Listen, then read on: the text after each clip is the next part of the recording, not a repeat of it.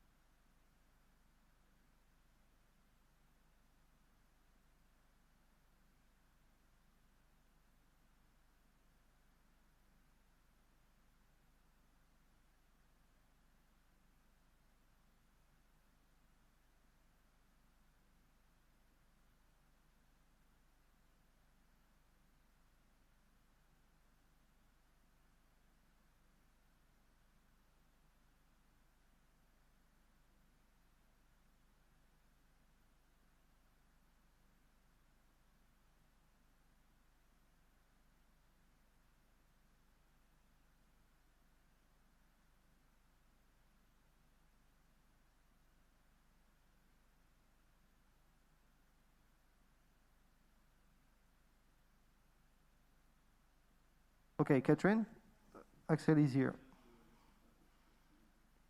Oh, you are muted. Yes, thank you. So let's start. Some people may join us, but they will join us just before the presentations themselves. So welcome to you all for the first oral presentation of this second year project of the Master JMIN, the projects from the cohort P16. And so as Axel is here, I will give him the mic for welcoming you as well.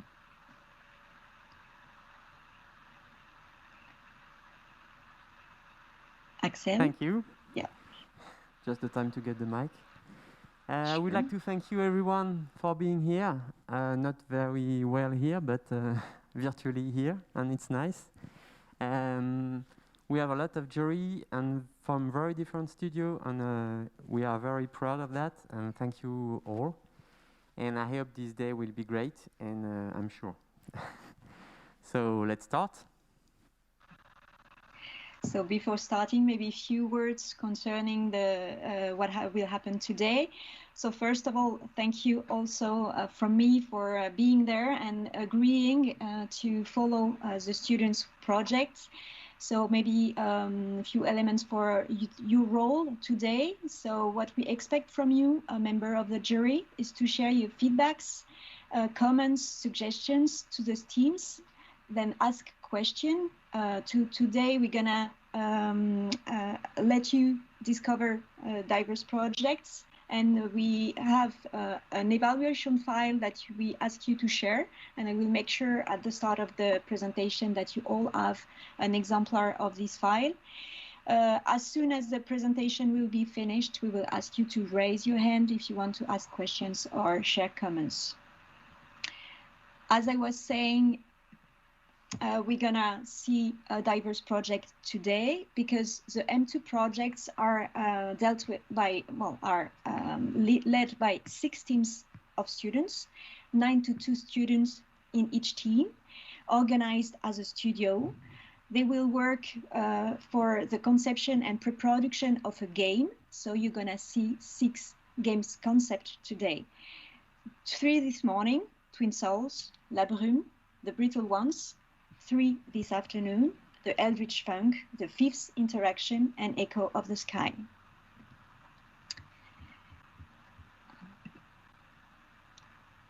Today is the first milestone of the M2 project.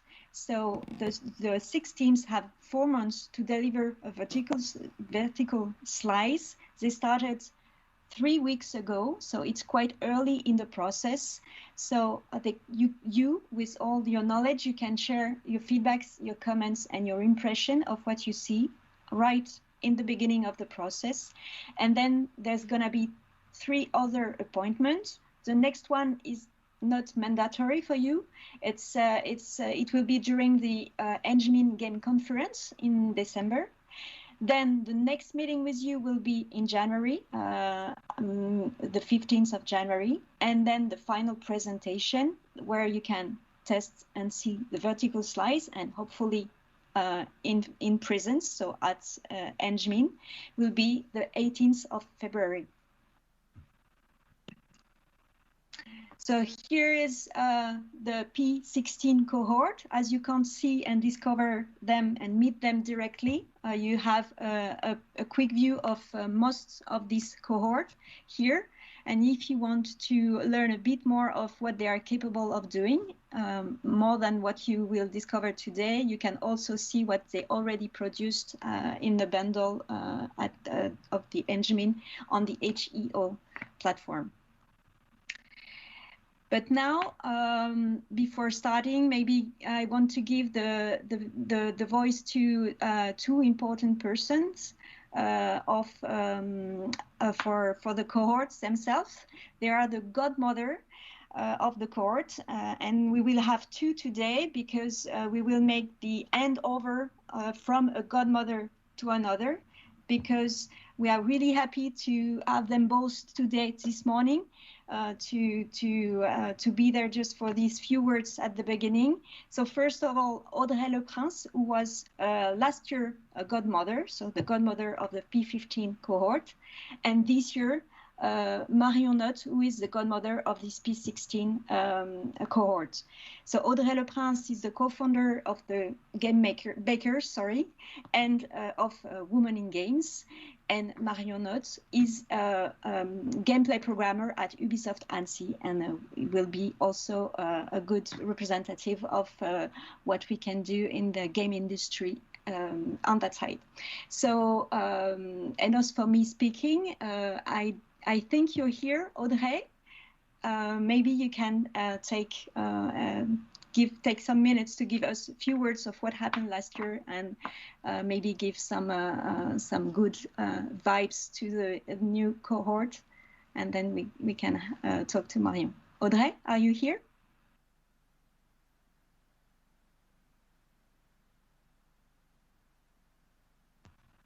I can't hear Audrey. I've seen her coming just sooner. Are you there?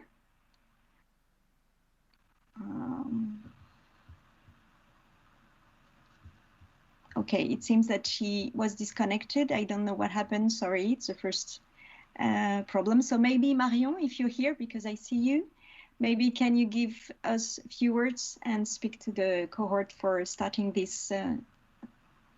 Can you hear me correctly? Yes, I can hear you, and I will stop the presentation so we can share your screen. Okay, I don't have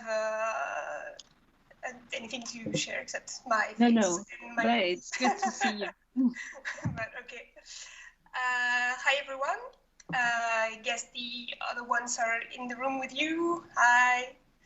I hope you're all well since the last time we spoke in September, and I hope that the year started well and that you're finding your balance and that you're adapting to this new situation.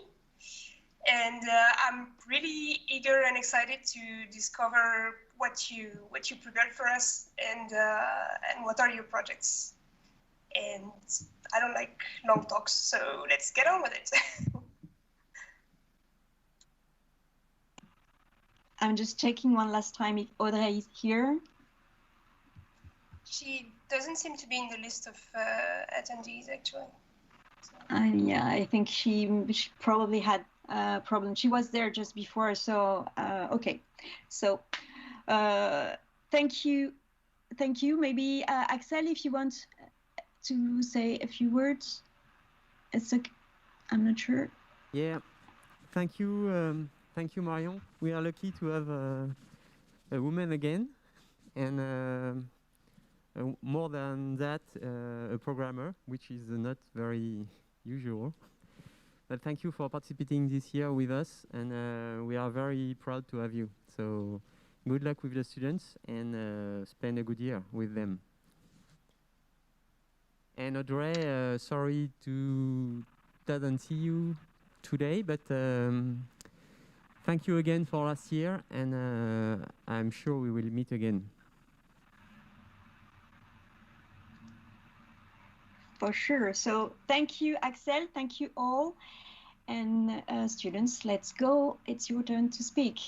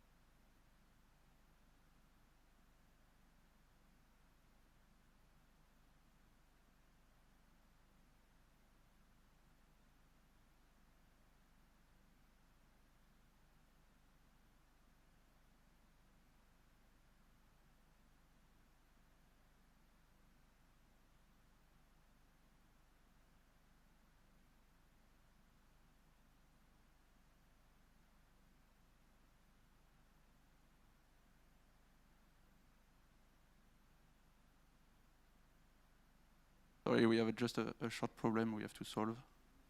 Be right back in 30 seconds, maybe. We have 1 minute left, so it's okay.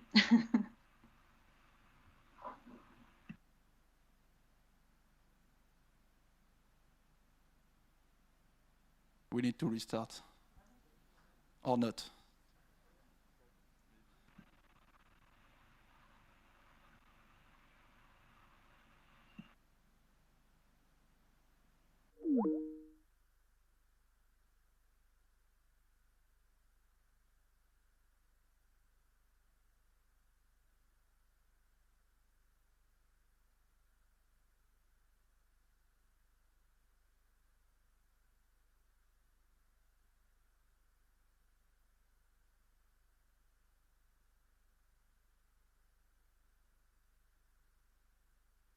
Okay, sorry for the delay. We had a technical problem, so I'll just let Nicolas take the mic. Thanks. The hair of your tribe is lying on the ground, dead. As you're getting up, surrounded by fragments of your mask, you hear people looking for you. They are shouting the name of the young boy. But a cavernous voice rises above all. Inside your head. I'm sorry.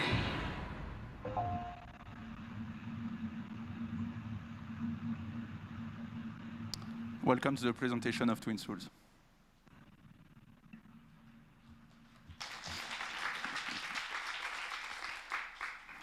In Twin Souls, two players cooperate to control a single character possessed by two souls, fighting their way through a brutal journey. Twin Souls is a third-person action platform for two players. There is no split screen and no shared controller. They will play the same character at the same time. The game will be made for PC and consoles. I got mute. Oh, yeah. Okay. The game is designed around four main pillars. First, we want a symmetry between the players. They will be able to do the same action, and they will be rewarded to play in synchronization. Then the intensity. It's for the pace of the combat. We want to push the cooperation of the players to the extreme. Next, there is a conflict. It should be present in the narration with the two souls of the character, but also within the communication between the player and the decisions they will have to make together during fights. Finally, is the choreographical pillars. We want the player to enjoy the beauty of the combat and the movement, and we want the player to be able to play together in synchronization just by feeling what the other is doing. Thank you. Okay, so for the universe, we try to narrow down the most important aspects of our narrative design and give them a little bit of context and background, so we created a little story. In the beginning of our story, there were many warring tribes that were finally united by 5 powerful shamans. These shamans were so important for this civilization that their souls were immortalized through rituals, bound to their mask that identified them, so they could keep on influencing towards the progress of the tribes once their bodies have died, leaving behind a legacy of masks. After unifying the tribes, they built a monumental city of Numrak at the base of a mountain north of a valley. For years, they lived in peace, but the most powerful of the shamans, the 5th, had a scheme. Bakarlem Tol, the 5th, he wanted to keep the power for himself, so he betrayed the other 4. In a mighty battle, the 4 shamans managed to kill the 5th, but his followers secured his mask, sealed it in a temple, and cursed the city with a powerful spell. This way, his soul was secured. The city, then partially destroyed, had to be abandoned because of this, so the people were forced to live as nomads for some time throughout the valley, until they finally settled and created a new city, Irundil, at the south of the valley, near the river. Almost 1,000 years later, the knowledge of the 5th mask and the cursed city has been forgotten or hidden. Magic has faded away, and the shamans who now wear the original masks are part of a system that has been installed alongside a chieftain to rule the city. The shamans inherit the masks of the original 4 and pass it on the next generation. They serve as ecclesiastic leaders. Some of the shamans know about the 5th mask and the power it holds, so in our current timeline, they are trying secretly to harvest it. With this, magic that has previously faded away has once again awakened, and dark powers threaten the world. Our character Tulpa is a young hunter who gets involved in an unfortunate series of events when he is wrongfully accused of the death of the heir of the tribe, and through a magical incident gets fusioned with the mask and the soul of the original shaman. With the powers acquired and the guidance of the soul of the original shaman, he must find and destroy the 5th mask hidden in the old city to stop the corrupt shaman from spreading dark powers and clear his name in the process. Thanks. Let's talk about the gameplay of Twin Souls. Our main reference are Prince of Persia 2008 for the relationship of the two characters in combat and platforming, then Bloodborne for the commitment and the punishment in the fight, and finally Fury for the pace of the combat with the dash. Our first challenge is the camera. We need a dynamic camera, not controlled by the player, to keep the players and their target in the field of view. For now, we are going for a fixed angle camera, like in the GIF of Mario 3D World. One of our core concepts is the symbiosis. The two players control the same character by taking we are taking the average of their inputs. We will reward the player when they play in coordination, going faster, jumping higher, and dashing further. Here you can see 2 players controlling only 1 character.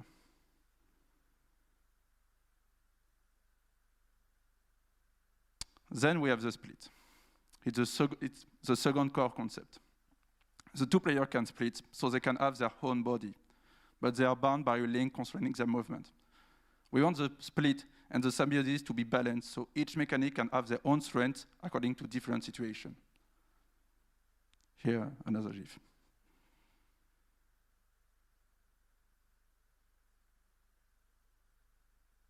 Finally, for the combat. We want the player to be agile. So we'll be able to dash and jump together with dexterity in a fast-paced combat. We want the combat to be quite difficult and punishing for the players to push the limits of their cooperation. The character will fight with a spear, but I will let Théo tell you more about him.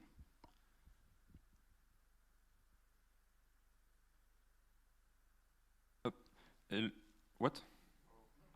Sorry, we have a little problem. Can you relaunch the slide?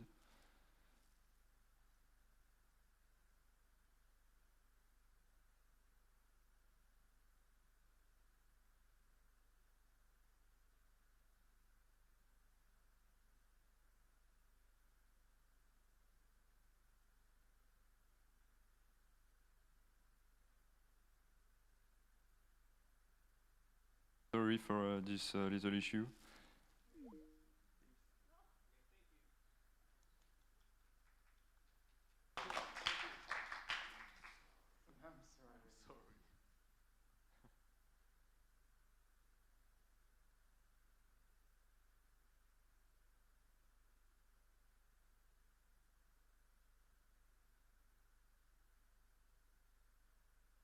Okay, so yeah, I have to. Sorry, we have to redo it once again. Up.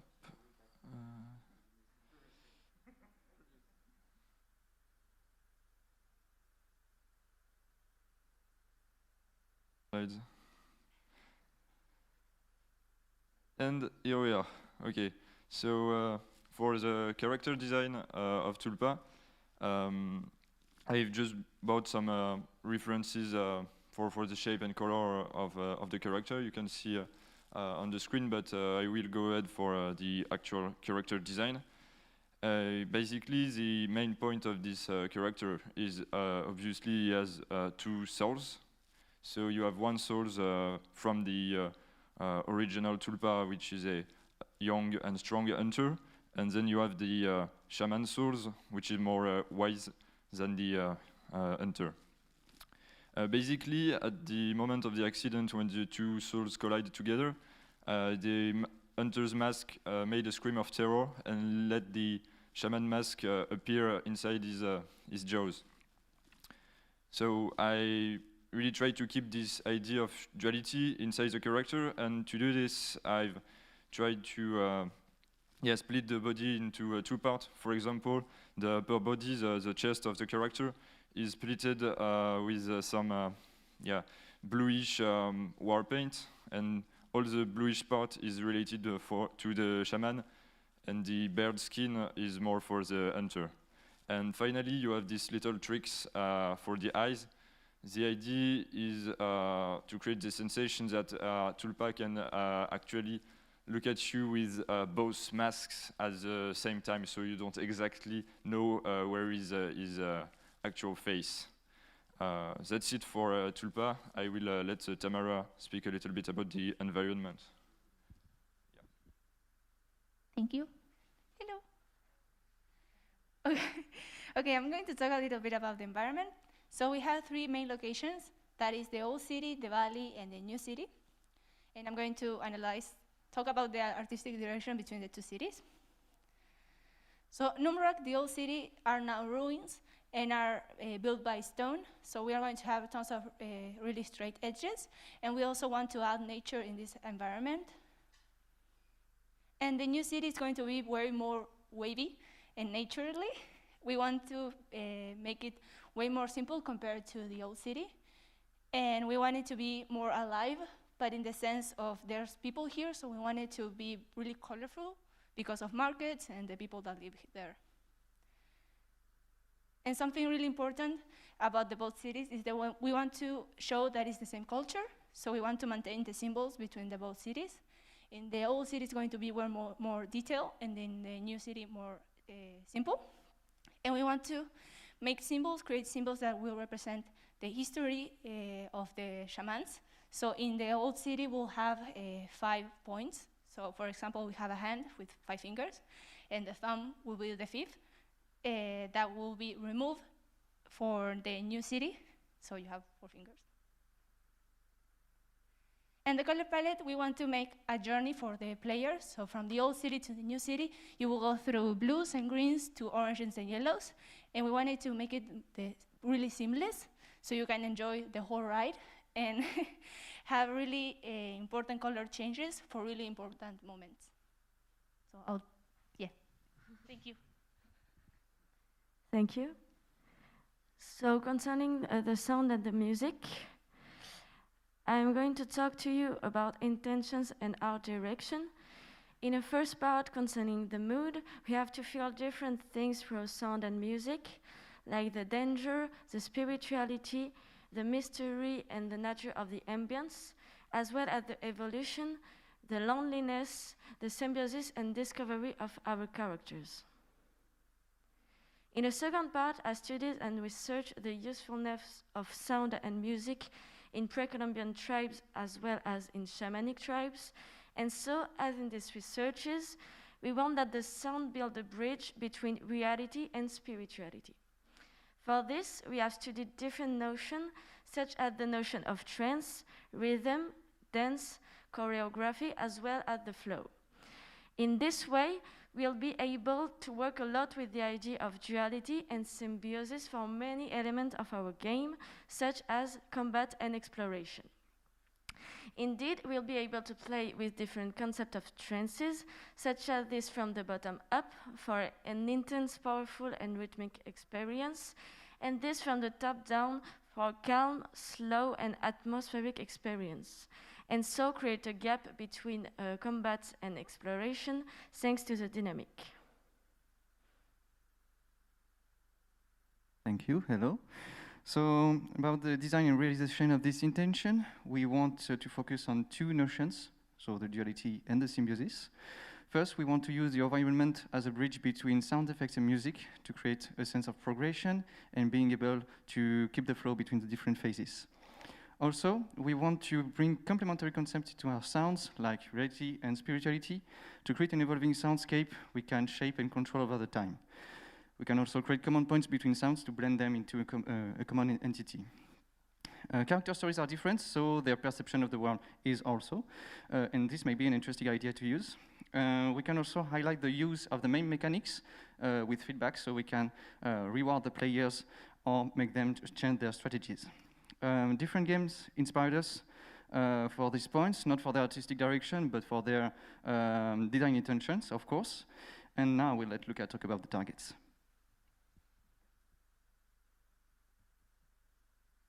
Okay, so for the target, the market, we are aiming for 16 years old plus players who like interesting narrative games with face-based combat system. Of course, our target must enjoy the cooperative experience since it's at the core of our game. With the release of new consoles such as the PS5 or the Xbox Series, we have the opportunity to reach a new market and a new audience. The PC can be a good option too. Finally, we are aiming for a premium game with the possibility of a discount on a second key. The Game Pass could be also an opportunity since Microsoft launched a indie program and are looking for a new IP. The crowdfunding can be a viable solution, and it might help us to consolidate our project and reach contracts such as Game Pass. For the key selling points, we are aiming for 3 major key selling points for our project. The first one, the emphasis on the cooperation between the 2 players, such as the double control mechanics, the strong universe in terms of storytelling and artistic direction, and a deep solo experience for 2 players. So, for example, with a combat and puzzle system favorizing the communication between the players. For the risk, the impact of the lockdown on the production can be dangerous, but we already thought about plans if we have to work in remote to prevent the production to slow down. We don't have enough information about the COVID consequences on the market yet, and how it is reacting, and how it will react in a few months. Finally, of course, other cooperative games coming out in 2021 can be a risk too. So we summarize everything in a SWOT, and I just wanted to talk about a few opportunities that can help us to achieve our goal, especially the help from the public instances, such as the CNC and the aid from the Nouvelle-Aquitaine. It can consolidate our project and help us to achieve it. Thank you for your attention. I just wanted to introduce the team. So we have Nicolas Leray as game designer, Zina as game designer, Tamara Fernandez, and Théo Salvi as a game artist, Jeremy as a UX designer, Théo, Olivier, Guillaume, Alves as programmers, sound designers, Marion, Perret, and Valentin, Domenico, and myself as a producer. If you have questions, feel free.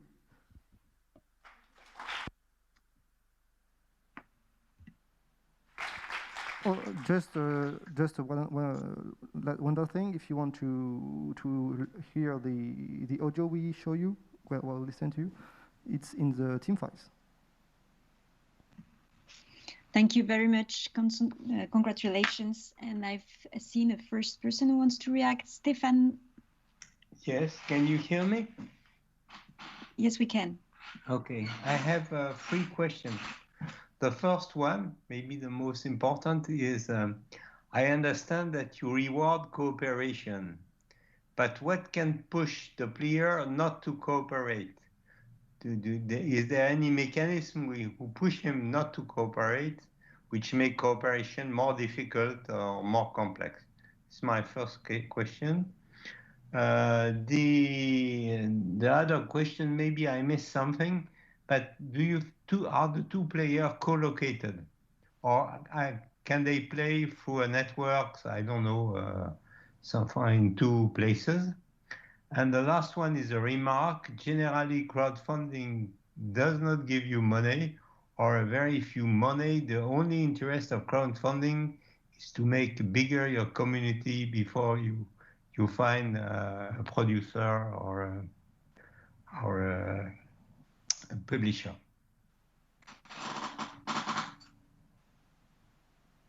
So for the first question about cooperation, we want both players to have a very close cooperation, and the conflict will rise because we want the game to be quite difficult for them. So the conflict between the players will come as soon, but they won't be able to well, maybe mess with each other, but I think the conflict will come with the difficulty and the combat they have to make.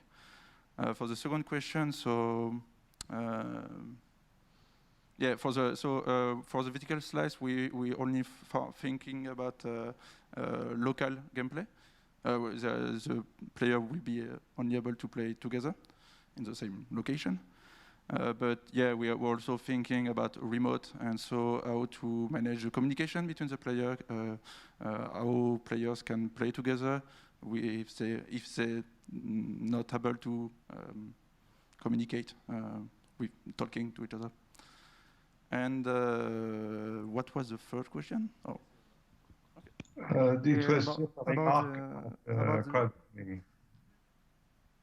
the crowdfunding. Yes, it's unlikely to be founded by the community, but it can provide us the first step for a community, which can be really interesting and useful for us, since we need this type of community to achieve the project too. I have the last one was just a remark. I have a comment of your answer. If the core gameplay is cooperation, and any interesting gameplay has a counterpart. If there is no counterpart on cooperation, the gameplay cannot be efficient.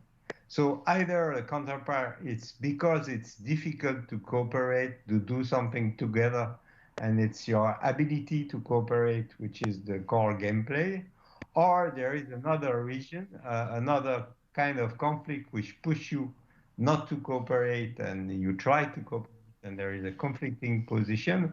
And if it's a case, you should clearly show in both cases, how do you play? Why it's difficult to cooperate in terms of ability, or why is it difficult to cooperate in terms of counter part of cooperation? Yes, thank you for your feedback. So basically, there's two ways of cooperating. One of it is by being joined into the same character, and the other one is being split. But in reality, you will always be cooperating. The thing is that we have two main things that are going to push you towards one or the other mechanic. They are the puzzles and the enemies. So for a specific type of battle, we may have a stronger enemy that needs a joint character having stronger powers and fast abilities. And for a more crowded fight with more enemies, we might want them to split. So in that way, the player is not punished, but it's pushed to think, what approach should I take for this situation? For the puzzles, it's the same. The puzzles will not have the solutions available for you. You will have to find them. So, for instance, if you want to cross from point A to point B, you will have to think, do I need to activate that switch? Can I jump higher with the two characters, or maybe I need to jump on top of the other? Should I try one stepping there while I do this? So it's more about the fact that you need to think which approach you need to take, and you probably need to do it fast rather than to punish or have a counterpart to cooperation. I don't know if that answers your question, but... Yes, it's an answer, but you have to try to make it original, because games where the cooperation and the efficiency of cooperation is only based on how the two characters decide to work together, you have a lot of them. So you have to find something in the gameplay which is more original. It's just an advice. Thank you very much. Thank you, Stéphane. I've seen that Marion has also a question. Actually, it was very close to the question of Stéphane. I wanted to ask, like, what kind of cooperation was it going to be? Was it couch co-op, online, local, etc.? And kind of as a follow-up question, it seems to me that, so you're going to require two players to cooperate together on what is going to be kind of long game sessions, because you want a gameplay that is hard, where you have to retry combats maybe many times. Aren't you afraid of basically that your players may not have a lot of opportunities to play, because you need to bring two people in the same room for like a long kind of play session? When I think of two-player cooperative game, I think of, I don't know, Overcooked or the cooperative mode of Portal, which have, you know, very short and fun game sessions. Is this what you're going for, or how do you plan to retain your players into your game? Yes, thank you. I think one example we haven't talked about too much is Dead Space 3. It has this kind of cooperative long mission scenarios. So yeah, it's an interesting question actually. But I think the pacing of the game itself should drive the players to stay, or so we hope, because we want to hook them both with the narratives and the combats. We want to design the levels to be progressive and to add new things every new level, so we can have a, I don't know, start with a small battle, then with a bigger battle, then with a puzzle, then with a discovery of some secret in the narrative, and so drive them towards the story with the battle, with the combat system. But yeah, it's an interesting question. Thank you.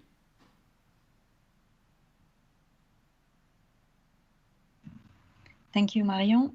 I've seen that also Sébastien has a question.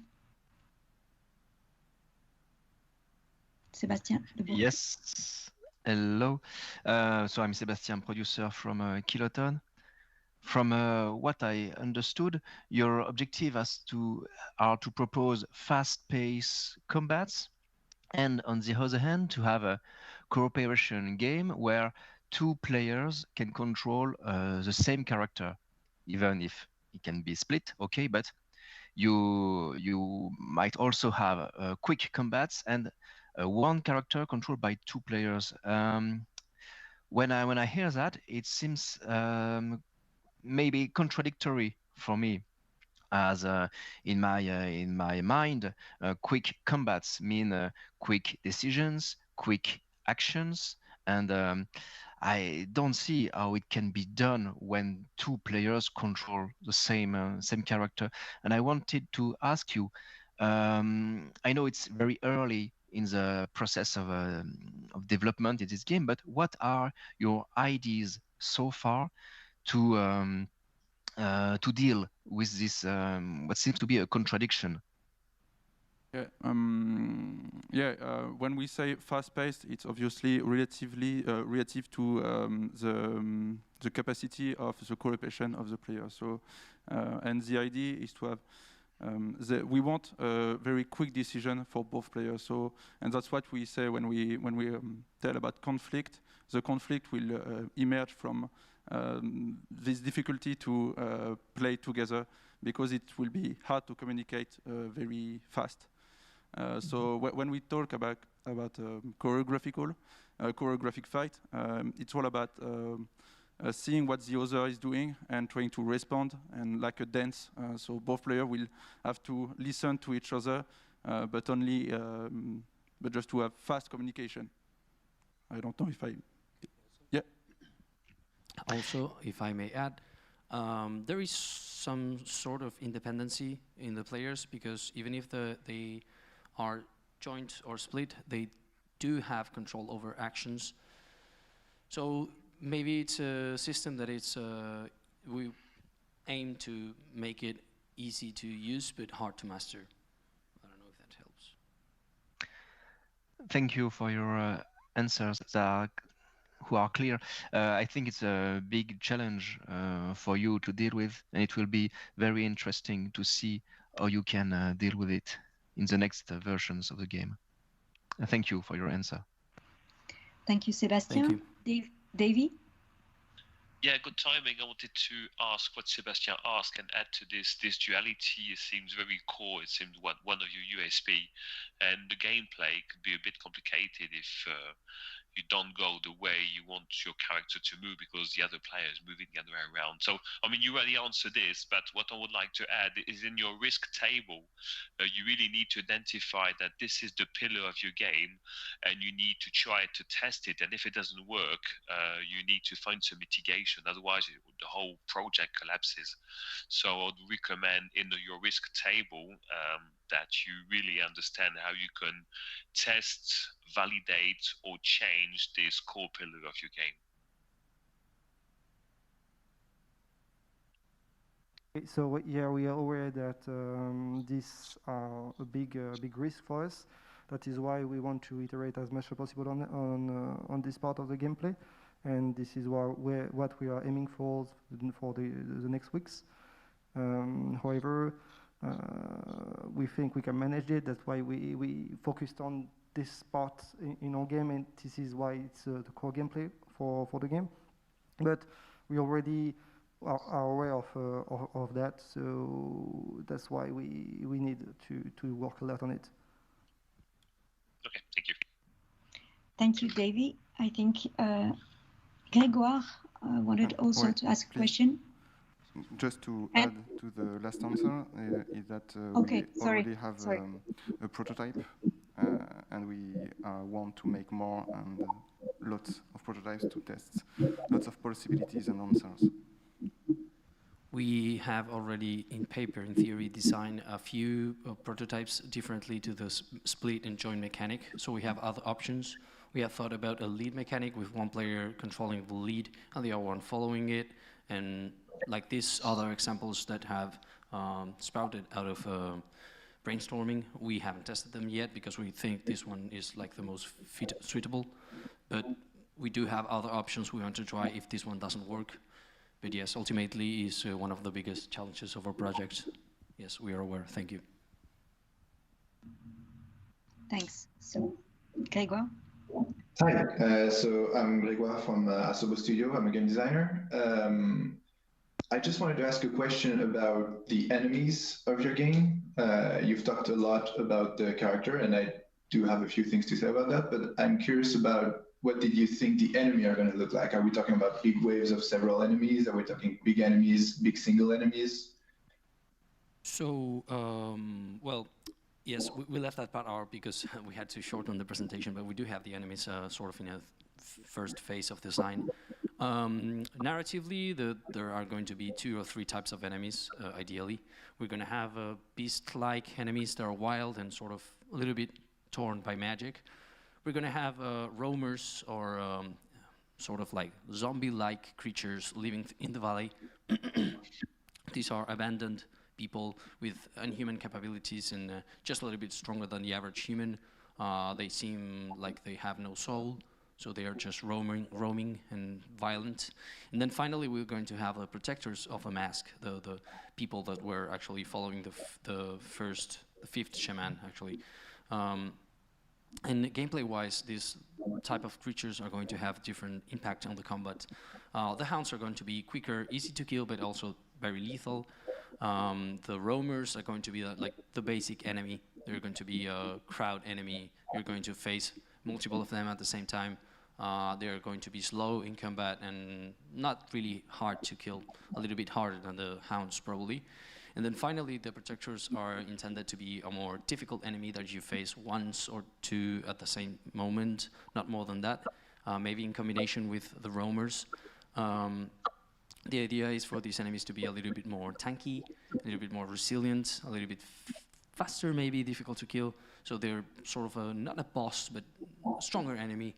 And you want to place them in a way that the fights can be, you can read them beforehand. So if you see a couple of these in one of those, you know who to attack first and take decisions regarding that. But for now, we have some problem to solve, and that would be solved hopefully next week. Is about like how to manage a camera. If there is 2 players, can they target? If we have only 1 enemy, it's pretty simple to target this enemy. But if we have multiple enemy, how 2 players can target and with the camera and how everything works together. So yeah, we still have to iterate on it. And if the player wants to target different enemies when they are the single character, what's going to happen? Exactly, that's what we need to answer next week. Yeah, but that's exactly the problem Davey raised. It's a huge risk, and in my opinion, there are 2 stuff. There is the cooperation that you talked about and the synchronization. And in my opinion, there is no way you're going to reach fast-paced combat with synchronization without giving a frame to players. By a frame, I mean maybe pace, musical pace, inputs displayed on a screen like a music game or stuff like this. But if you just let player taking some decision, and when they have the pad in hands, and when they're doing something, it doesn't do it. So it's definitely a fail. You know what I mean? Yeah, in the early design, we talked about something more like a dialogue between the 2 players, with one asking a question, an input, and the other is answering it. And we will create this kind of choreographical dialogue while fighting, when one is asking for something and the other checking it. And we want this kind of flow to be created within the fight with this. We don't already know if it will be a visual, a sound effect or something, but we want this kind of dialogue between the players. Yeah, so we want to help them cooperate with some feedback and signs. Cool. If I may add, I want to explain something. When we say fast-paced, we don't mean doing actions all the time.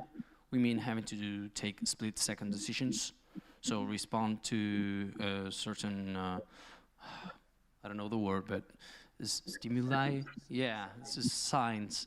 So you're going to have an enemy cue an attack with an animation, and you need to read what's happening and react to that. It's more about the split-second decisions being taken in cooperation rather than actually doing a lot of actions all the time, like slashing and attacking many times. It's just more choose the moments and be quick about your decisions.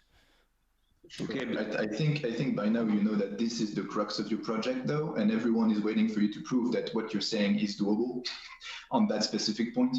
I'm not saying don't do it. I'm saying really be clear on what you want to achieve there and do not get too attached to specific mechanics, specifically when you're talking about doing the sum of inputs from the two players.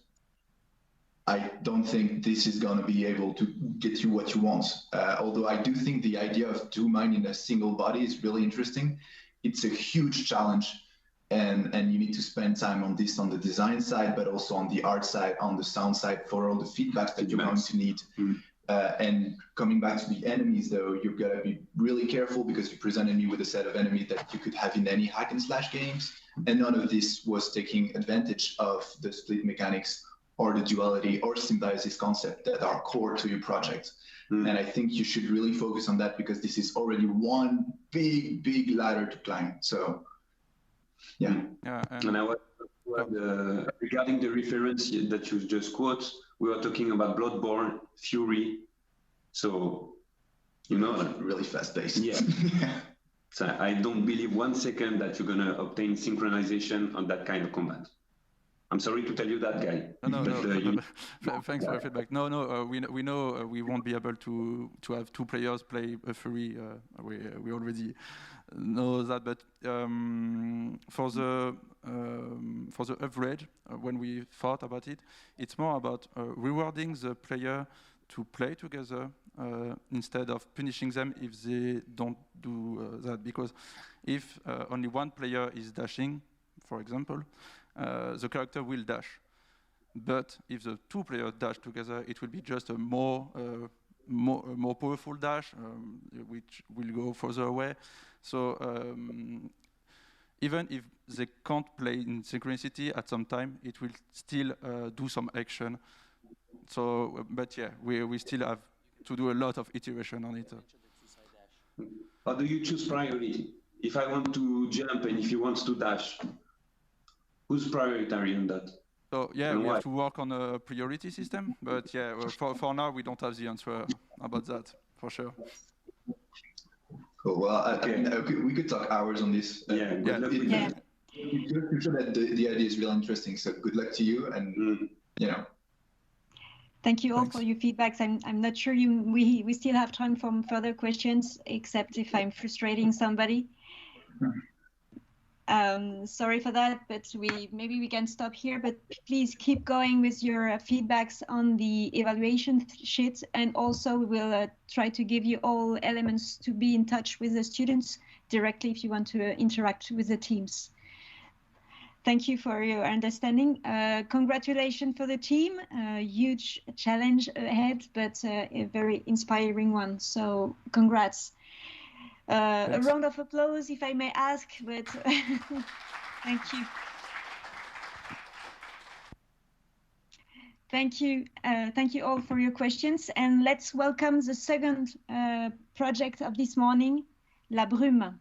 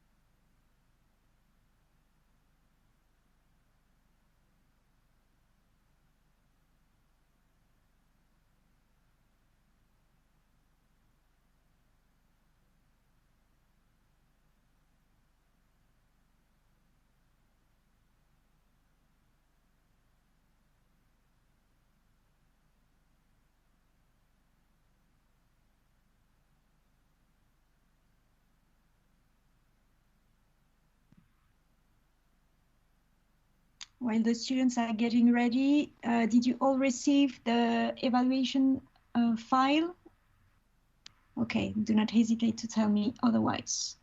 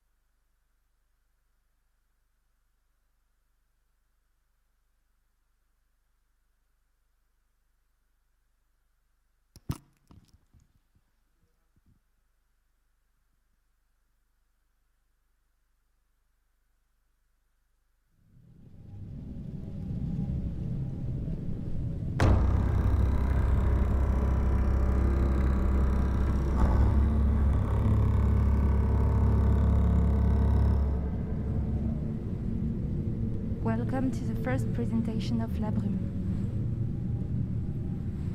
So let me introduce you the team first. So in game art, we have Bermis, Lisa, and Dupuis Quentin. Piccoli Delphine is in remote. Game design, we have Prodeo Rémi and Penon Victor. In sound design, Chabrouillot Guéric and Damien Drouillard. In programming, we have Santoro Fabrizio and Pierre Ulysse. In UI UX, we have Blanc Aliénor, who is in remote also, and myself as a producer. In an alternate reality, where the world is entirely covered by a thick fog, find your way as a little girl using your sonoscope to travel through the hostile territory. Stay hidden and don't draw attention of your enemies to survive. So we analyzed our target as people who are fervent players to stealth and anguish games. Our target age should be plus 16 because the game can contain some violence. Also, I would like to specify that indie games lovers and who love French game creation, for instance, can represent a significant part of our target. We choose platforms like PC or new generation home consoles because it allows to link the technical possibilities of the game as well as the immersive side of these platforms.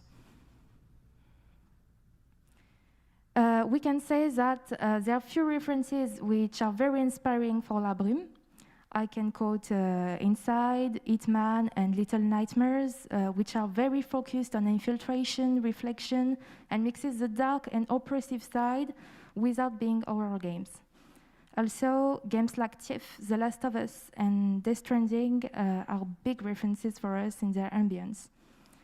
We still have not placed La Brume on this board because we still have to think more precisely about the duration and potential price of the game on the market. Now I will let Victor talk about our main intentions.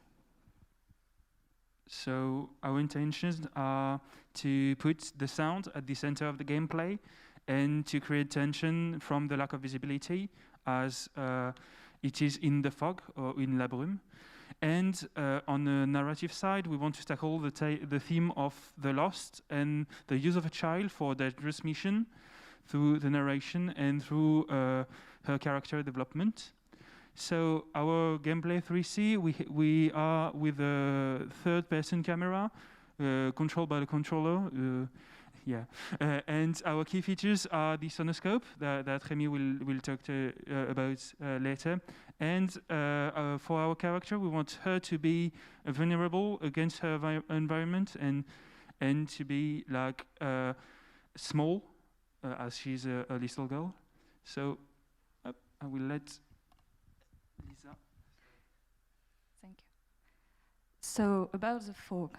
The fog has appeared hundreds of years ago and society has adapted to it. We want it to be wet and cold, dense so it can block vision. No, it is not toxic and it is some kind of mysterious. About the environment, the player will discover an alternate world, dive into the mist with a physics close to ours, like the sun and the humidity can affect the people living in this world. Our game will be in a urban environment, so our character can hide behind elements in it. The experience will be outdoor. The city is a combination of medieval and futuristic architecture. And for the closed environment, the ground is soaked and the enemies rise their houses on stilts. They use mainly woods for foundation and metals on the roof. Pipes and cables cross the village to bring energy to their houses. Our main character is a child to emphasize the empathy of the player. She's 12 years old and resourceful. To be able to use and upgrade the sonoscope, she has technology knowledge. Because of the lack of sunlight, it affects her appearance. She has a fair complexion. Here you can see some tests on her hair. It can be white because of the lack of production of pigment with the loss of light, or red to be more easily seen by the player into the environment. Her hair has to be short or attached, so it don't bother her during her journey. Our enemies are humans. They are travelers in good shape who are used to explore the environment. They are equipped with close combat weapons to defend themselves, and they cover their faces. Their appearance is far from what our character is used to, so they appear to her as monstrous creatures in the fog.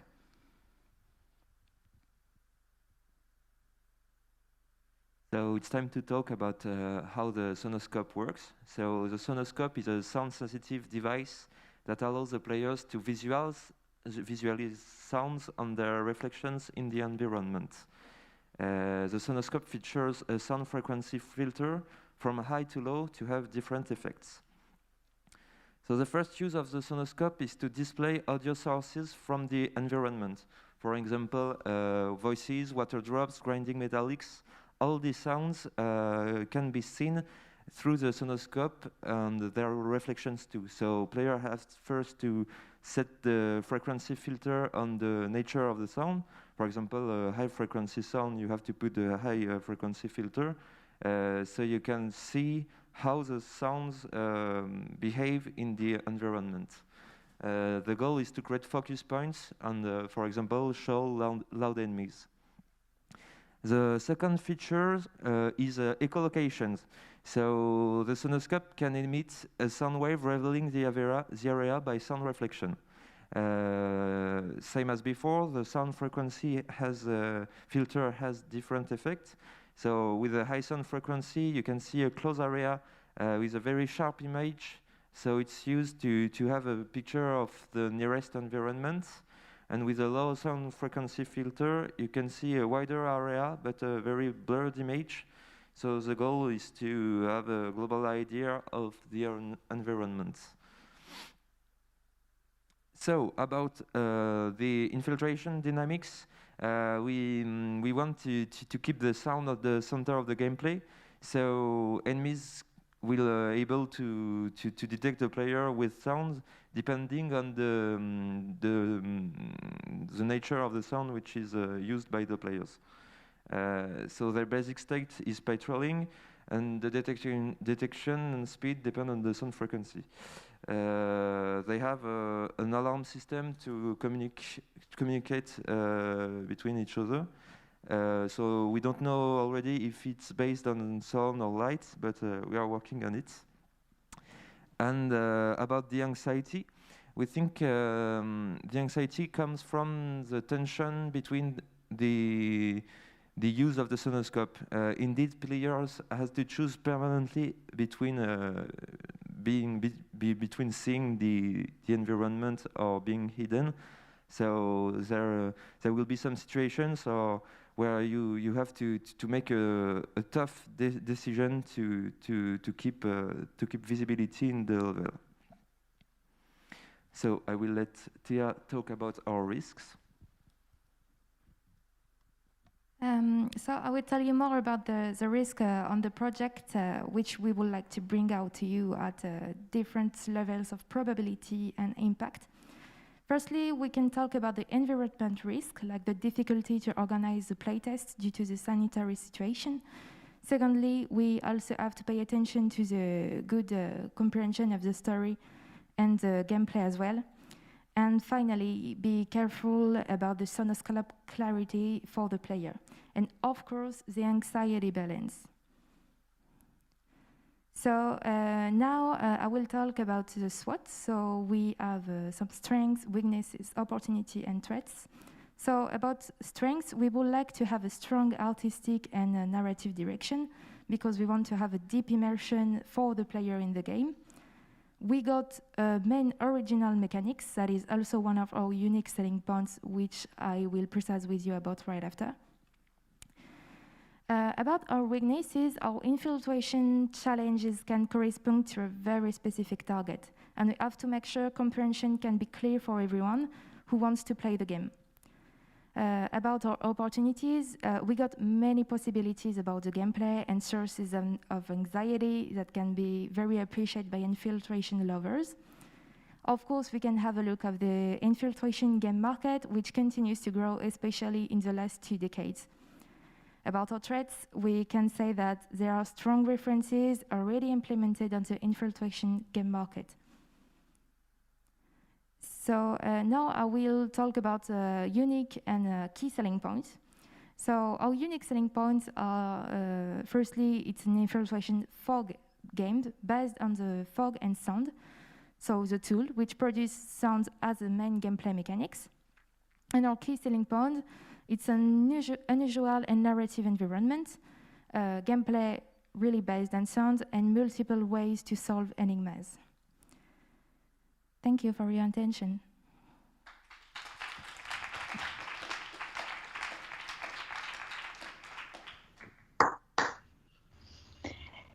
Thank you. So first hand raised, Davy, and if you can introduce yourself also, Davy. Yes, I forgot before, David Chadwick, I'm the CEO of Pop Screen Game. It's a mobile gaming studio. Thank you for the presentation. It was very, very clear, and happy to see that you've thought this USP in different ways, and you understand the potential risk and the opportunity as well of this USP. So it was very, very interesting. I have one specific question to understand. How will you limit or motivate the player to switch from a frequency to another one? It seems very interesting, but do you press and you see, depending on the frequency, what is the environment in front of you? Does it last for 10, 15 seconds, unlimited? And how do you switch to another frequency? What are the motivation levers on this specific gameplay? I'm not sure I understood well because we can't hear you so good. So if I understood well, it's how you switch between frequencies? Yeah, je vais le faire en français. Comment est-ce qu'on pousse le joueur à passer d'une fréquence à une autre? Quelle est la motivation ou la limitation pour cette partie-là du gameplay qui est vraiment intéressante? So we wanted at first have this idea of just localization in the environment. So if there are no enemies, you will use the low frequencies just to have the big picture of the area. And more the high frequency to make a micro decision, to go left or right, and maybe put some traps in the environment to put the players to act with knowledge and how to use this sonoscope. But the limitation on the thing where I think it's gonna be interesting, it's in infiltration sequences, because when you use, for example, a low sound, it will go very fast, so the enemies can hear you for this distance. So you have to choose between use of the high sounds to go very close to the enemies, but taking the risks to be heard. So we want to. And I think it will be with the playtest and the balancing that we will see if it works or not. But the idea is to balance this sonoscope with the enemy's behavior. Okay, but do you send the signal and you see your environment and it disappears after a few seconds? Yeah, Okay. And it's the idea. Okay, and how often can you send a signal? I mean, you send a high frequency signal, you see the environment, and 5 seconds afterwards you send a low frequency signal, and this is how you can move in the level. Yeah, but at the moment there is a cooldown, not to be able to overuse this system, but we have to work on the behavior of the sound waves to know if it will be able to be combined between low and high and have a picture. Okay, now you answered with the cooldown. Yeah, thank you. I understand. Yeah. Thank you. Thank you, Davy. Marion? Sorry. Pardon. Sorry. Just one thing. Sorry. The enemy behavior, like if you overused your sonoscope, you will be hurt really quickly, and maybe just having the enemies able to locate you will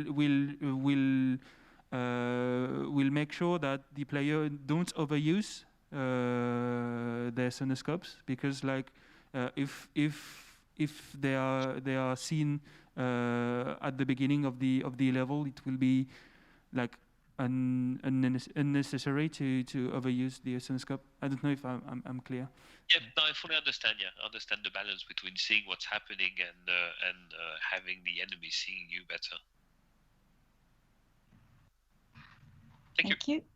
Thank you. So Marion, if you want to go on. Yep. I have a question. So you mentioned in your strength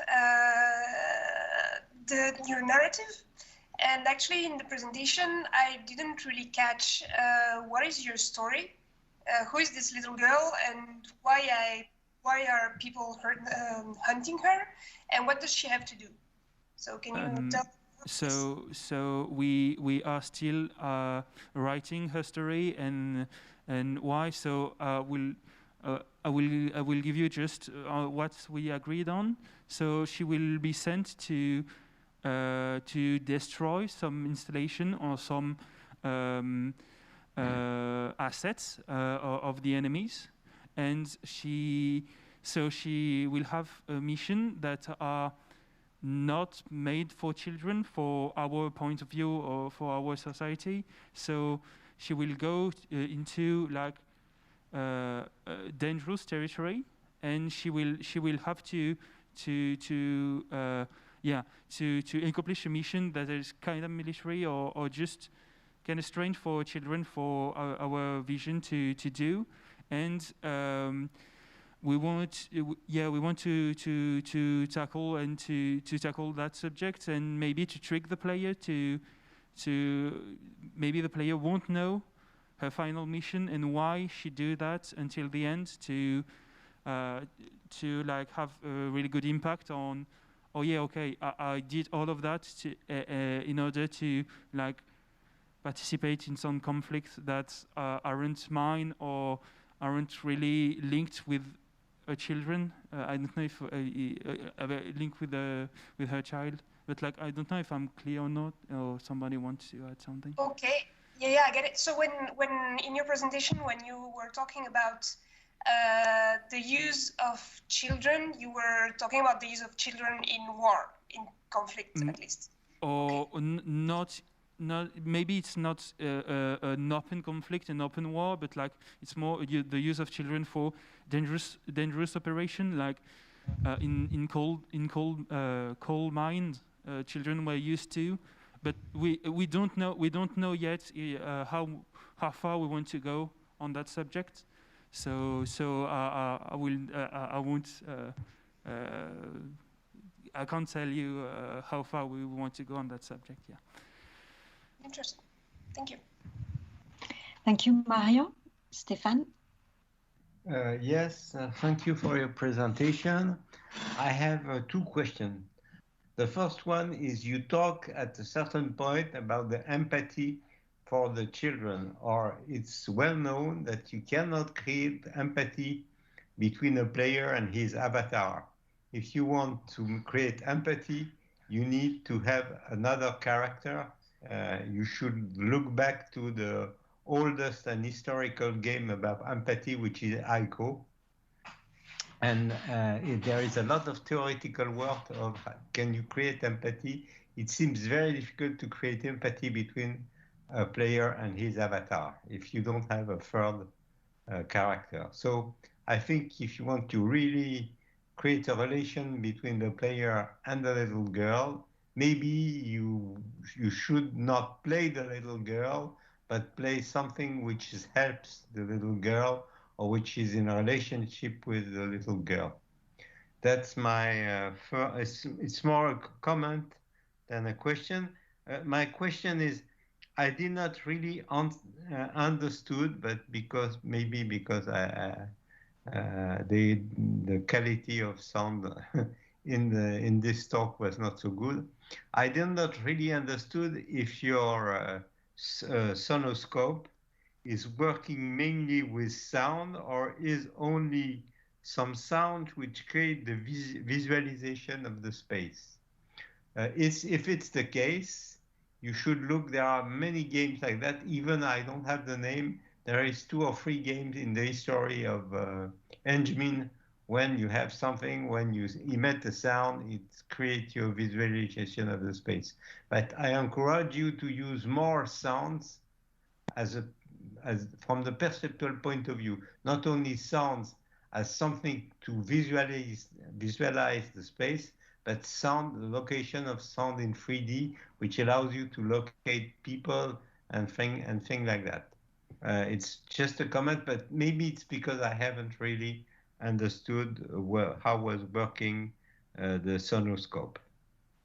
So to answer to your second comment, the sonoscope is a tool to visualize sound. So yeah, you use it to literally go from audio wave to like visual image, but we will still have like the audio sources in the fog.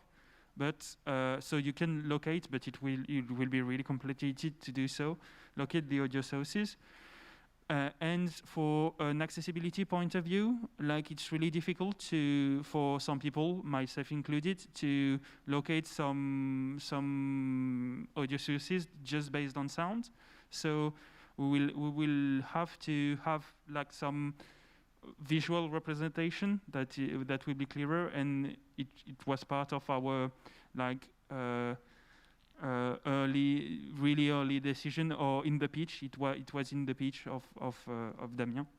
And for like your first comment, maybe the player won't see the little girl as his avatar, like, but like a character that he plays. Like in The Last of Us, for example, I feel like there's a lot of empathy with the character that you're playing, but because like it's not an avatar of yourself, it's really a character that you are playing, and I think we want to convey the same feelings as you play and you watch the story of a character and not your avatar. But maybe someone wants to.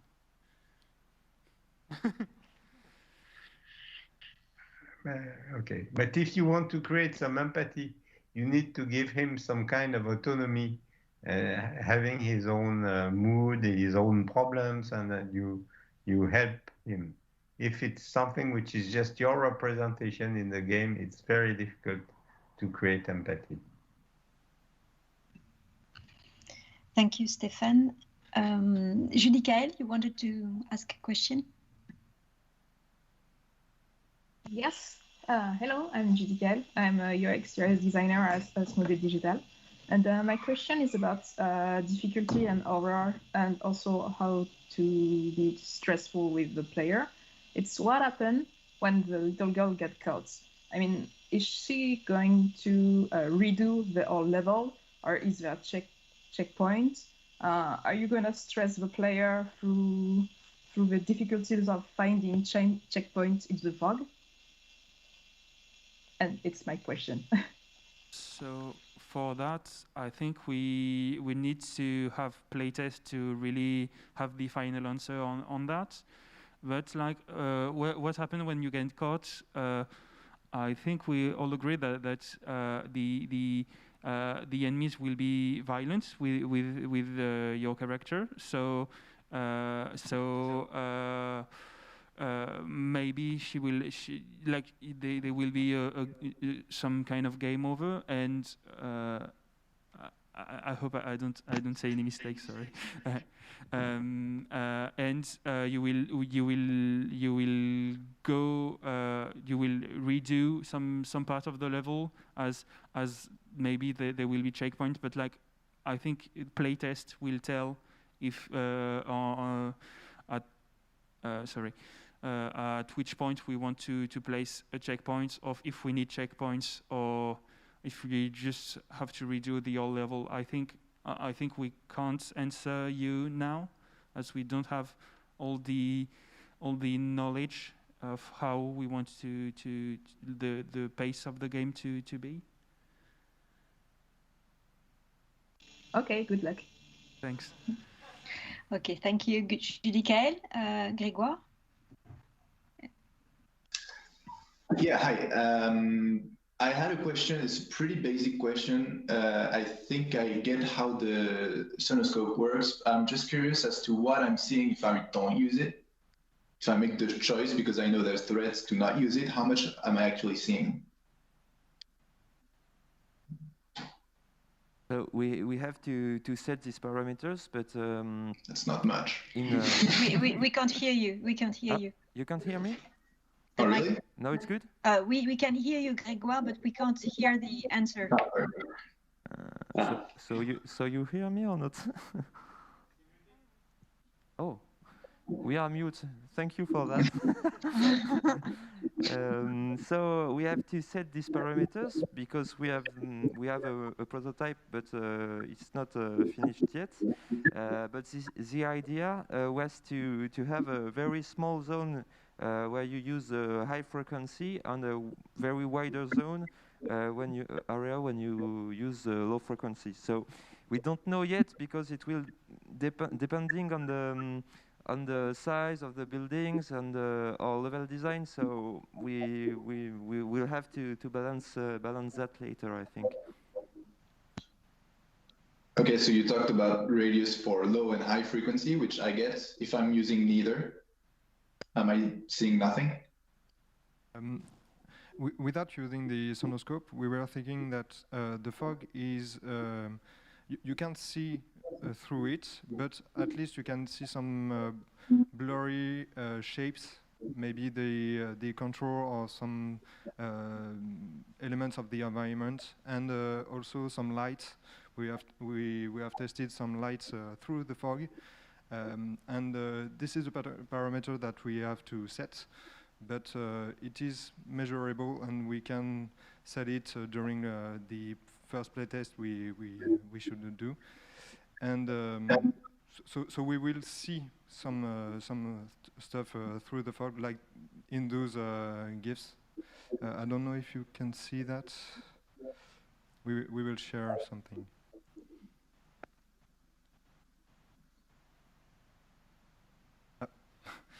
Not this one.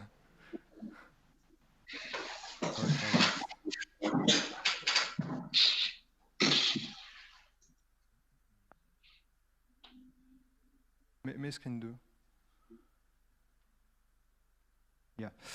So as you can see, our programmers did some research, and for the moment, the fog was, you can see through it, like in this one, but we will set surroundings of the player, and it will see at least some things in this zone, and then the fog will gradually become seeable. So this is some stuff we have to test. I don't know if someone will talk about that. If I may add something, it's really a thing we're gonna prototype very soon. So it's the very next step. I think at the next presentation we will be able to show you more on maybe have some results and tests. So I think it will be more interesting to talk about this next time. Because we will be more advanced. Okay. If I can add just a couple things on this. You are unfortunately not the first project I see trying to use a sonar as a main mechanic. And it's not always going so well when the sonar is the only source of vision for you, because the choice there is really hard to balance for anyone. It's not a problem for you, it's a problem for anyone when you have to choose between actually seeing something and being detected by the enemy. Well, the choice is almost always to try to see something and then try to manage the fallouts of this. One point in your presentation, though, you mentioned that environment elements can actually give you sound and give you vision without being originated from you. Am I wrong in this? because this is actually more interesting for me. Yes, this. I think this you should combine with your sonar really heavily and do not prototype the sonar alone, because sonar alone is going to be really hard, but this actually could give you an out. Yeah, I think we have to find a balance between what you can see with your eyes and what is the balance between what are the sound from the environment you can visualize and those who can send. I think it could be very interesting in terms of scenery to have a combination in between those elements. So the same thing, we have to test it, but we were thinking about being able to see some elements with the eyes and maybe have a better understanding with the sonoscope. Yeah, and take it from someone who worked on a project that was heavily based on sound. Your environment save you a lot of times. Yeah. So those elements that actually give you vision without you being detected, they're really like how you balance those against the need for the sonar is going to be critical. Yeah, okay. Thank you for the feedback. Thank you. I will take just the last question, Anthony. Yeah, hello, I'm Anthony. I'm from Ubisoft. I have a question about the artistic direction you mentioned. You want to have a medieval cross-futuristic style in your environment. I was wondering how do you plan to bring a clear vision of your artistic direction through the mist? Do you plan to have some areas without mist or something like that? We think about this. It's really hard to say now if we have this. We think about, and I'm not sure, but usually we will have some space with less mist, and in this space we will have more details on the environment.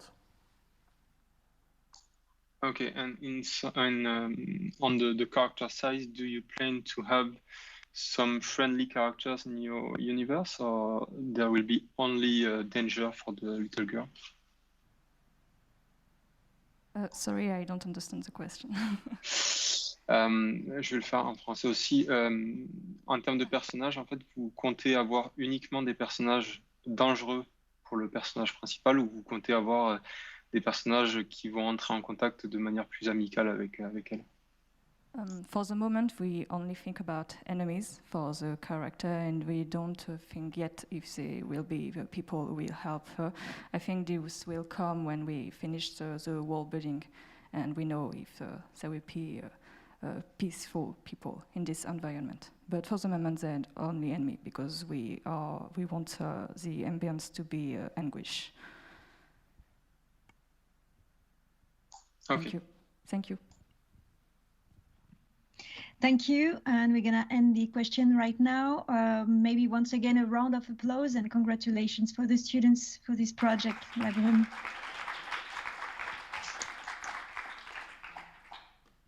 And we're gonna welcome the next game this morning, Brittle Ones. And in the meantime, that has been shared, the link with the Discord channel. If you want to go and exchange further with the students, you have the link and you will have channel for each project. So you can keep going, asking questions or exchange advices or references. And thank you for this sharing.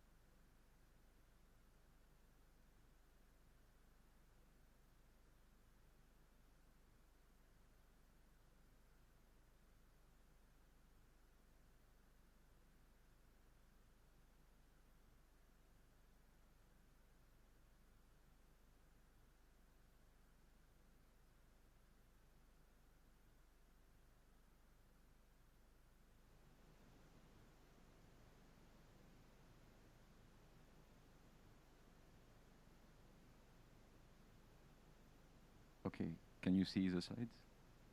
Yes, we can. Okay, so good morning, everyone.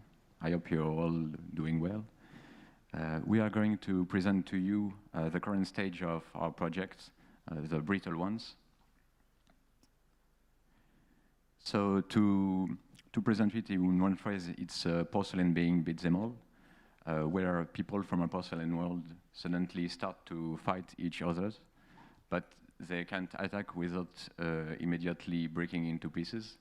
So you have to find another way to beat your enemies. At this point, you may ask if it's still a beat them all if you can't actually beat anyone. Maybe we can just tweak it a bit. Is it better? Yeah, I think. So we've highlighted 3 unique selling points for the project.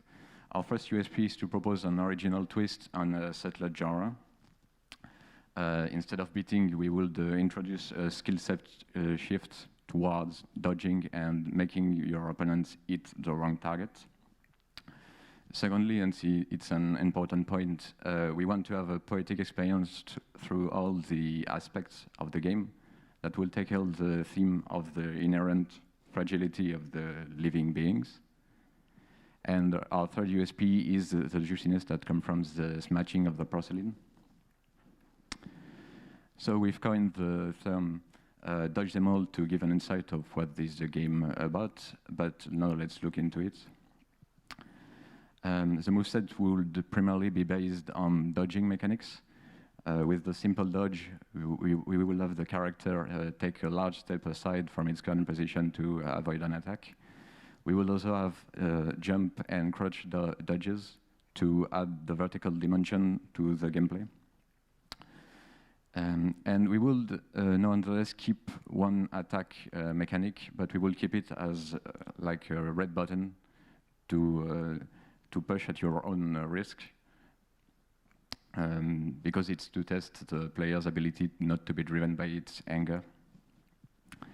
As a general passing of the game would be adjusted through many values, like the enemy's walking speed, how many they are, the rate at which they appear. There's also the reactivity and the ability of the AI to anticipate the player's move, the range and the speed of their attacks, and how narrow and how dense are the arena, the corridors, and everything that made up the level design. And combos will be built upon these core mechanics to challenge the players to find empty space between the enemies on an arena and do the right dodge sequences to maximize the destruction among the enemies. And now I will let Mark tell you more about the gameplay. So our game has 2 main phases. The first one is the combat system, which is based which is at first glance a lot like a beat them up, with enemies rushing at you to hit you. But since you're so fragile, you can't afford to take any hit. So you try to get between them and a wall and make them attack right to you, in your direction. So you will dodge them with the right timing and make them destroy themselves.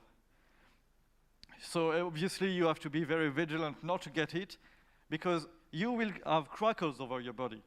The enemies will break themselves right away if they even touch you. So you have to make some, you can take some hits. But you can't heal easily.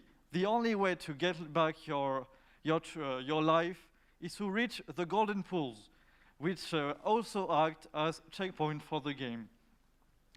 The second phase we want to develop is an exploration phase with elements of the place that are attracting, that are interesting, and tell you story about the world, that give you amazing views, amazing scenes, or can surprise you. Like, say you make an enemy attack into a wall, the wall breaks, and you see a new scene, a new place to explore. And I think Aya will tell you better about the artistic direction.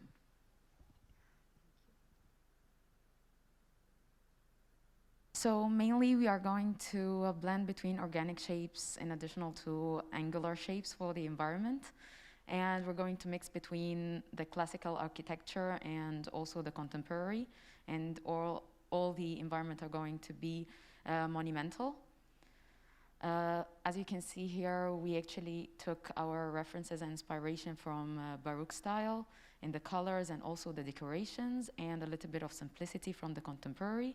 And the buildings in the first reference, like it's just to compare between the proportion between the player and the huge environment, in addition to the three materials that we're going to talk about later, which are going to be our main references for and our main colors for our environment. And also we took the kintsugi, which is the process to repair the porcelain out of gold, sorry. And to talk about the art direction we're heading to is to use only 3 materials in our environment, which will be porcelain and glass, and these are fragile, breakable materials. And the third one is going to be gold, which will be used for only 2 purposes: as source of light, and in addition to what Mark said, like checkpoints, and also to regain the life bar of the player. And this is just a GIF to show the proportions between the player and also the environment. And from the character art mood board, we're going like our common main thing is in our references that they don't have a face and they are not focused much details on like on the body. But what we're going to focus on is the material, which will be, of course, porcelain, in addition to the level of glossiness, which will be different from a character to another. So our main character will be more glossy, like the first reference, and our enemies will be a little bit more matte, like the second reference. And here are like some concepts that we have done in the beginning, but then we settled on our main character, which we'll be seeing in a bit. So in our concepts, we actually focus on different structures based on the function of the player, like what are they going to do or how they attack, and they're just all affordant. Like for example, like the first colored reference, it has like a bigger lower body, which indicates to the player that she's going to attack with her lower body more, for him, like as an anticipation for him to know where to move. And for the second reference, the second concept is have like bigger upper body, so apparently he's going to be attacking from the upper part.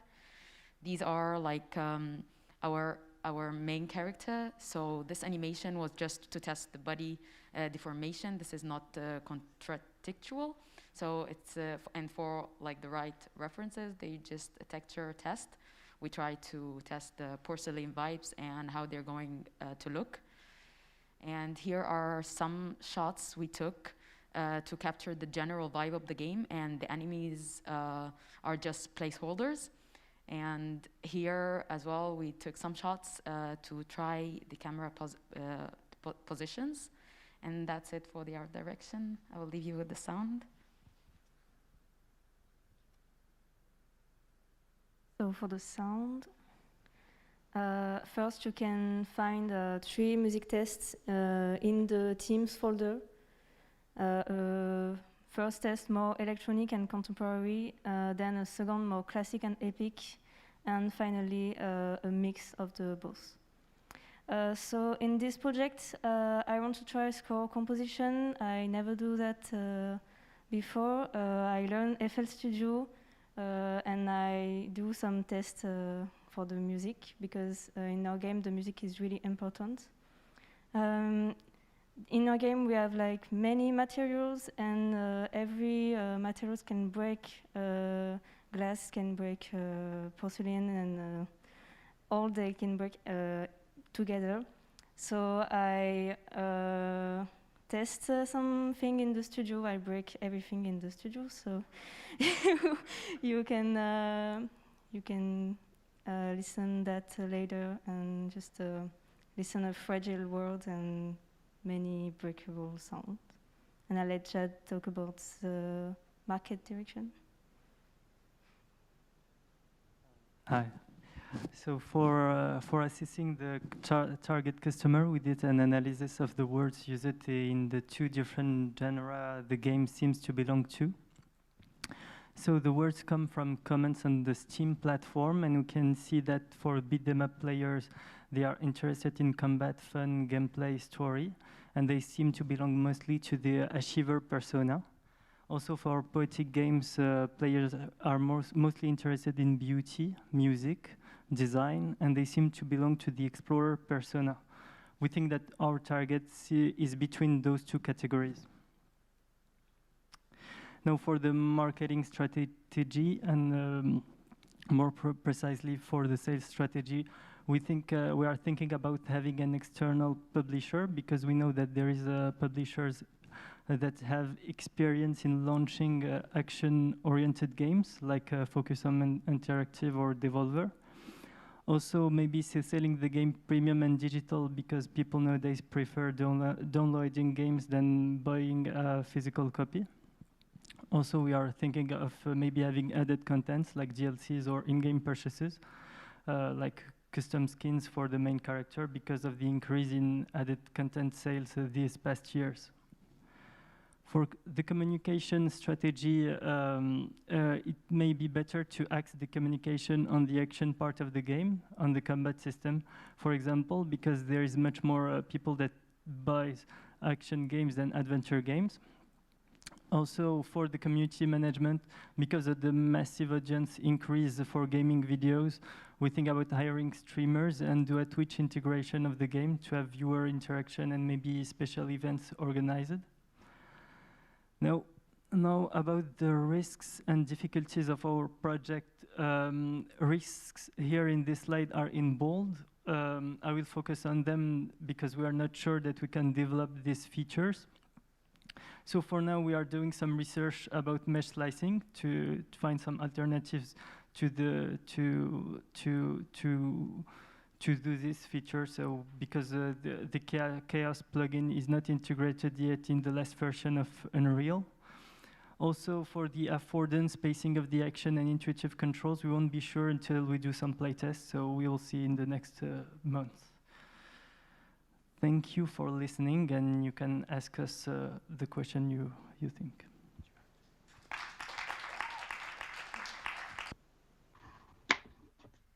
Thank you and congratulations. First question, I don't know, Stefan, if it was a remaining raised hand, or do you have a question? No, it was just a question or comment. On your first slide, you have very nice characters in porcelain. And on your mood board, there is no more, I would say, classical and fragile characters. So I suggest that you make a mood board with a lot of things in glass, character in glass, in porcelain, in everything which can be breakable, and use it. Don't use things which look like fighters. So maybe I didn't understood with your mood board, but I like very much the character on the first slide of your presentation. On the title. This one, exactly.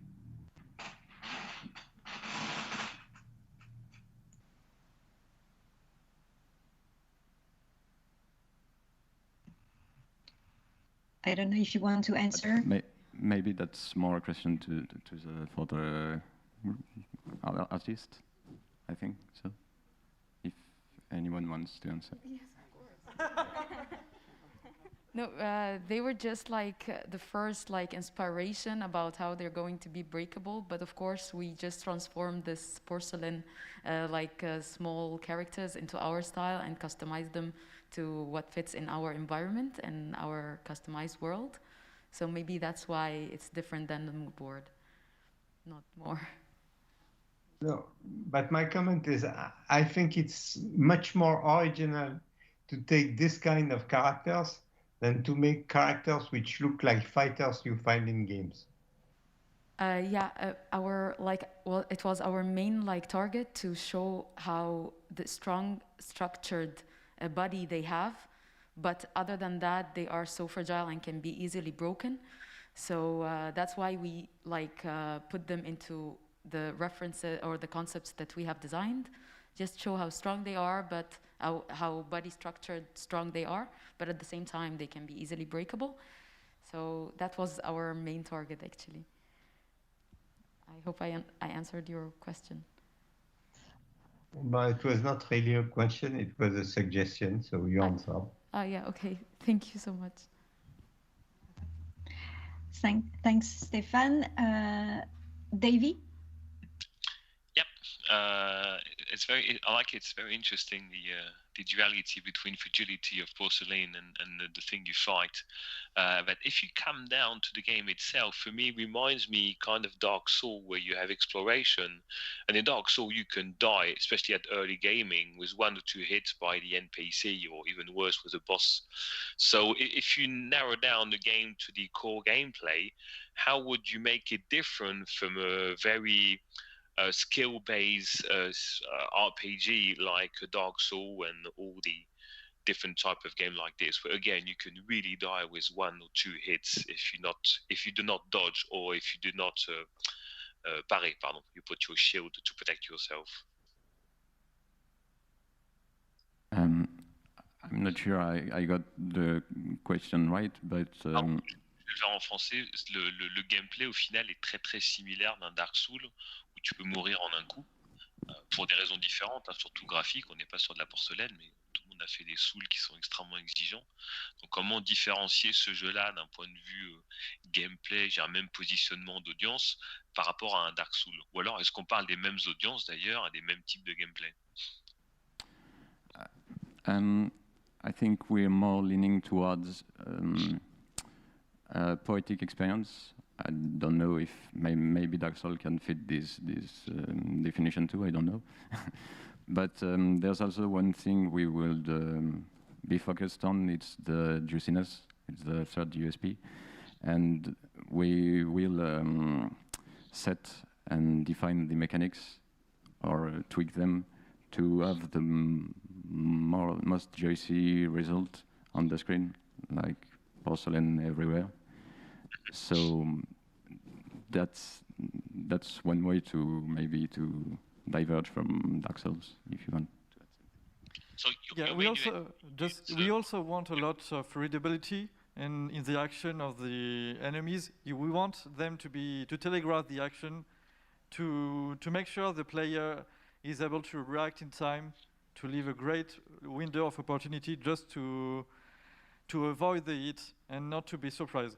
So in the idea, it's closer to a bullfighter that's avoiding enemies than Dark Souls with all its complexity, I think. Okay, and Sekiro, where Sekiro, especially on some bosses, you had to find a perfect timing, dodge, and dash to kill. Is it different from this? Yeah, it would be closer to that, I think. Okay. Okay, thank you. Thank you a lot. Thank you, Davy. Grégoire? Yeah, hi. So my question is about camera and controls. Since you haven't been talking about this a lot, like I get that we're going to be dodging. I'm just curious about what's the camera angle? Are we talking third person? And are we talking gamepad? Are we talking keyboard? Can you get into deep with that? That's one big question we're discussing right now, but we didn't put any slide on it because it's still a question. It could be either a rail camera that would have the player more focused on the action. In fact, it depends on the playability we will have on the game when we have the first playable prototype. So we will switch either for a camera on rail or a third-person camera that would allow it depends much to the pacing of the action and much things. Okay, if I can give you my 2 cents on this, since your gameplay snippet is really this thing of I'm placing myself between a wall and the enemy. If I visualize this in a third-person camera, it's going to be really uncomfortable. So really think about the experience that you wanna give your player, and which camera actually conveys that best. I think your concept, seeing as it's so focused on the environment and the readability of maybe wide sweeping movements from your enemies, maybe a top-down camera could actually help you better than a third person.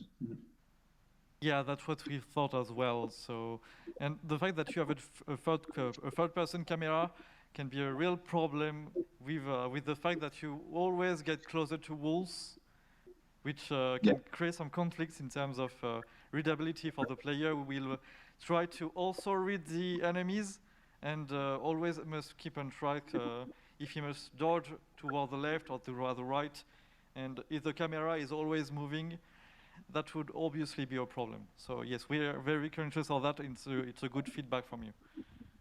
Cool. I have a question about the enemy behavior, because it's a dodge them all.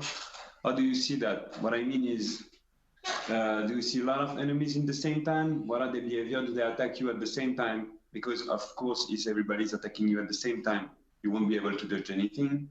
So did you think about that yet? Well, we can just imagine it for now, but we plan to have like to allow combos for like having a chain of the right dodge and the destruction of enemies.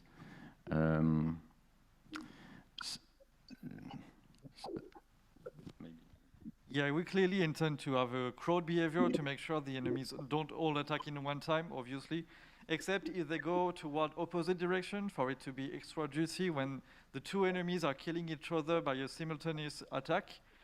But apart of that, we'll try to avoid it happening, because obviously it will be impossible to dodge and very messy. It has to be fair for the player. Cool. Don't you think it seems a little bit repetitive? Well, like, it depends on the enemy designs we make, since there is some variety, and we obviously didn't expose everything we could do with the concept, because it's a short presentation, but there is some materials for diversity. Okay, that's exactly my point. Okay, let's ask the question in another way.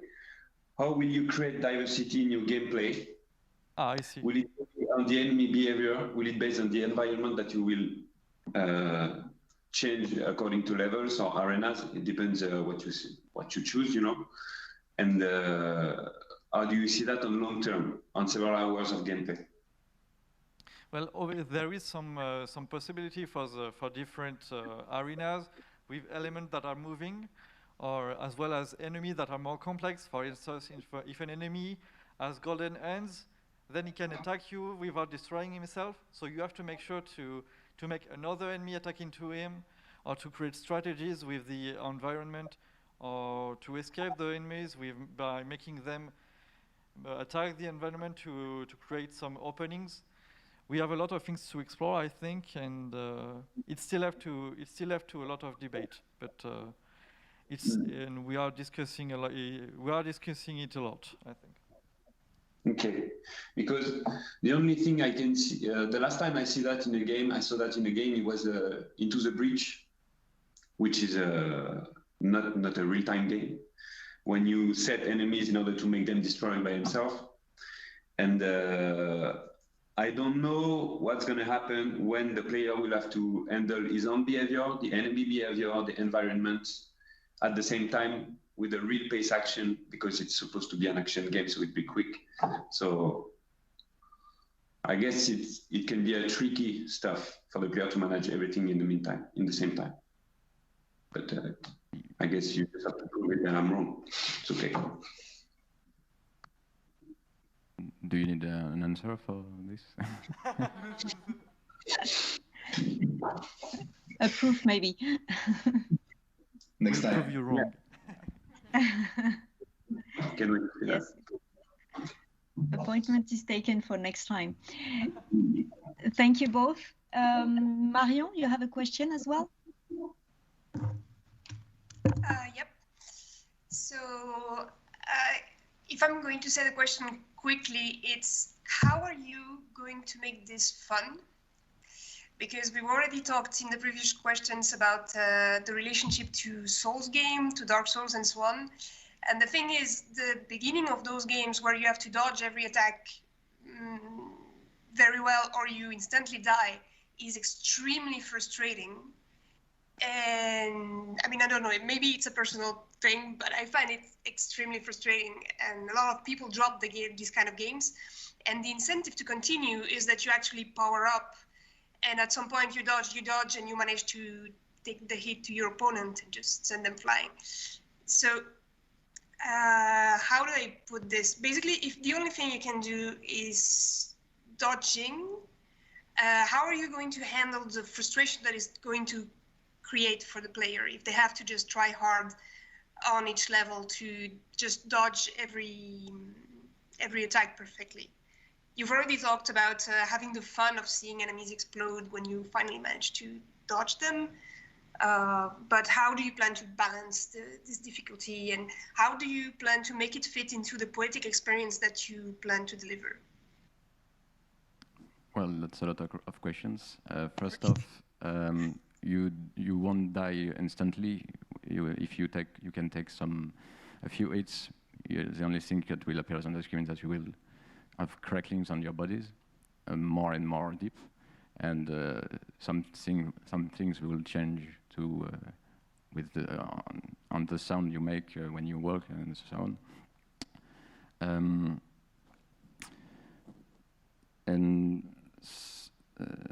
Sorry, I lost my words. And the pleasure, the frustration of the player is something that we know will happen, and that's why we haven't wanted to play on it with the attack button, because you can attack, in fact, but that's a bit dangerous for you because you take damage for it. So you don't want to push this button, and so that's the player will have to handle his frustration. That's some part of the game, but it's not too frustrating because it will be unplayable, and you will have. I think it will be balanced with the pleasure from outsmarting your enemies and a lot of your enemies, and having them beating each other and you coming alive, and so maybe. Yeah. Also, we have some tools to control the difficulty. As we can choose how many enemies we put on many golden pools we offer the player. We can also think ahead of some points with the artificial intelligence to make sure it adapts the difficulty depending on the life of the player. So it's still very stressful for the player, but it's not going to crush him totally if he has some difficulty. And we also want to make sure the player is able to understand the enemies, since they are very repetitive in their nature. If there is less diversity than in Dark Souls, and it's way more easier to gain some skills with it and to get used to the enemy patterns and to obtain some kind of mastery over the game and to feel like a real master that is avoiding all the hits going on. And we probably think of some aspect like slow motions to make sure the player can react in some situations. We're still in discussion over that. There are some technical issues, obviously, so we'll see what's possible, what is not possible. But yeah, we understand this problem. We'll make sure it's not too much of a frustrating experience, because obviously it would not be poetic if the player is just raging over the game. So thank you for that question. It's really pertinent for what we're doing. Thanks for your answer, and I think that's once again personal opinion, but that's a good direction. You're going to maybe playing a bit more with the tactical aspects by having either a tactical pause or a bullet time or something like this, where you can actually control what you're doing and do really cool dodge combos and send enemies into walls and stuff like this. I think it could be interesting. Thank you. And I just wanted to add that handling its anger or its frustration is a lot for the poetic message of the game, because that's basically what violence that is destroying a mystical world. So. We still have 2 questions, so I will give the thank you for Marion for your question, and Frédéric, if you want to ask your question. Hello, I'm Frédéric. I'm a level designer at Ubisoft. Maybe I didn't get your game completely because from what I understood, I felt like it was something very chaotic. You even talk about chaotic jubilation at some point. So to me, it was quite fun in the beginning. So it made me think about Burnout or Katamari Damacy, something in which you could have very fun stuff to have. So I saw it as a very fun pitch, but actually you sell it like a poetic experience. So am I wrong with that? Is it supposed to be a fun game or something that is more poetic, more attention light game? Or maybe you aim to make a fun yet poetic game, but how will it cohabitate then? Well, we have some different phases for the game, so I think the 2 are not incompatible by nature. It can be fun for some parts of the game to see the destruction, but at the same time you see the world that is completely breaking apart, that is falling down because of this violence, that is very symbolical with the porcelain aspect. So it can be two faces of the same coin, I would say. Like, it is very pleasing to break stuff, but at the same time, it has a certain meaning behind it. Maybe someone wants to add something, or no? Okay. But thank you for that question. It's also something that is quite difficult with the attempt we have. We're not sure yet if it's really possible, really feasible to have all aspects together, because there is obviously some places for conflict. And we intend the division of the gameplay into 2 phases to help with that problem. Okay, thank you for the answer. Just to say that it's something that we see a lot of times in student projects is the poetic aspects.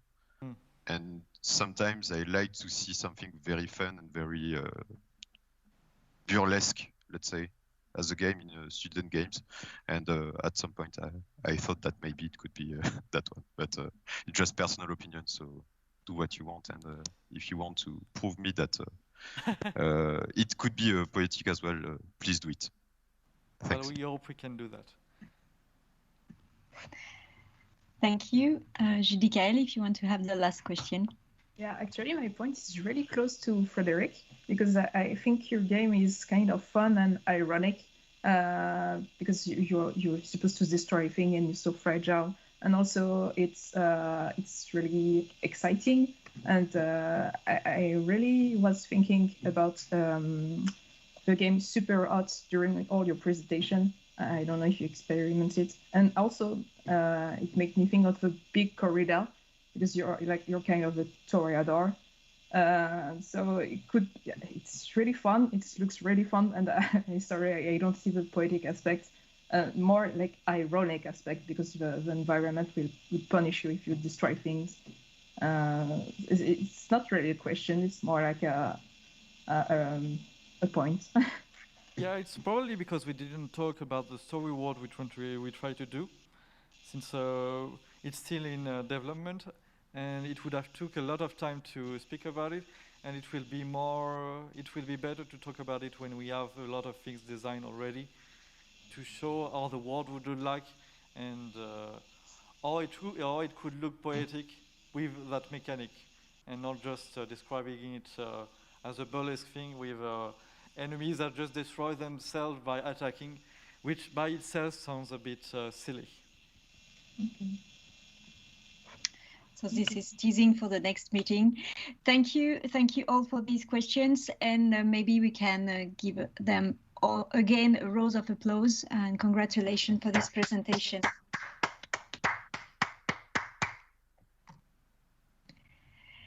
Thank you.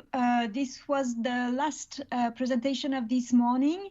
Congratulations to all the teams. I'm sure you agree with me that they've done nice work and a good presentation for this morning. And we are all looking forward to the progress of each of these projects. Big challenges ahead, but a lot of good ideas. Thank you again for your questions and your participation. As said, there's a shared channel on Discord if you want to go further with the exchange directly with the students and the teams. So do not hesitate. You can have some time now if you don't want to eat, but maybe let's go eat and meet again at 2. And we will have time at the end of the day to keep exchange with the teams anyway. So thanks again. Let's meet at 2, and congrats to everybody once again. So maybe a last round of applause. It's